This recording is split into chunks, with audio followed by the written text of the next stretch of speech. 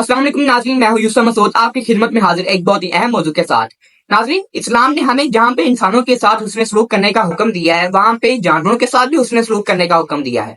लेकिन हमारे मुआशरे में क्या हो रहा है? आप सल्लल्लाहु अलैहि वसल्लम से किसी साहबी ने पूछा कि या रसूलल्लाह, जानवरों के साथ भी हुस्न सलूक करने का कोई सवाब है?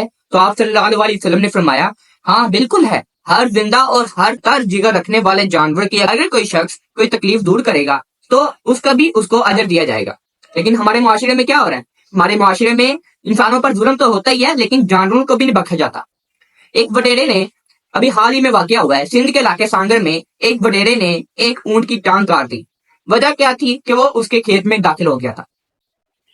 आप अंदाजा लगाएं कि उसकी टांग इसलिए काटी गई कि वो एक वडेरे के खेत में चला गया था। अब एक बेजुबान जानवर है जिसको समझ बूझ नहीं है, वो किसी के खेत में चला गया है, बजाय उसको निकालने के वो उसने उसकी टांग काट दी, उस पर रहम नहीं किया।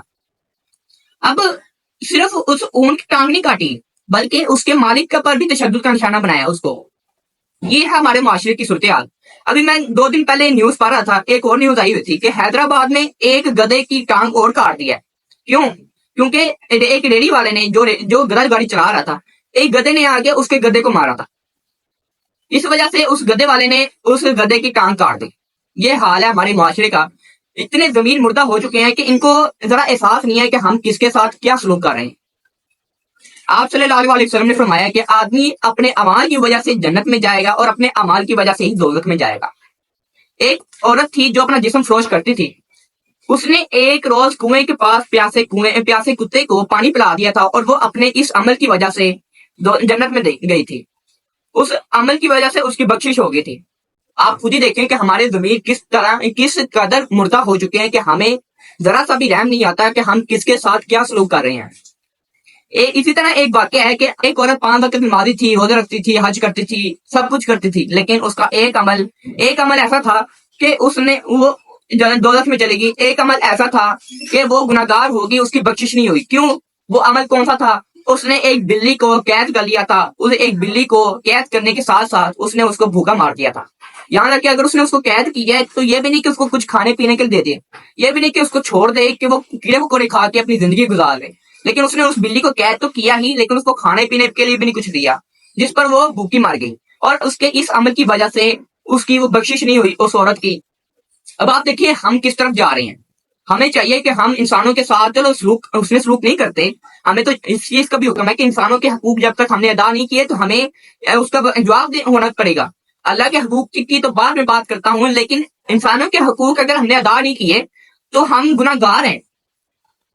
अब जानवरों के हकूक भी हैं। अब जानवरों के हकूक हम कैसे अदा करेंगे जब हमारे ज़मीर ही मुर्दा हो चुके हैं? हमें सोचना चाहिए कि एक बेज़ुबान जानवर है जो बोल नहीं सकता, उसके साथ हमने हुस्न सलूक करने की बजाय हम उस पर जुल्म कर रहे हैं। आप सल्लल्लाहु अलैहि वसल्लम ने लानत भेजी है जिसने किसी जानवर के मुंह पे या उसके पेट पे या उसके किसी भी अज़ा पे कोई निशान बनाया, कोई चीज गर्म करके निशान उसका मुंह खराब किया, उसको दागा।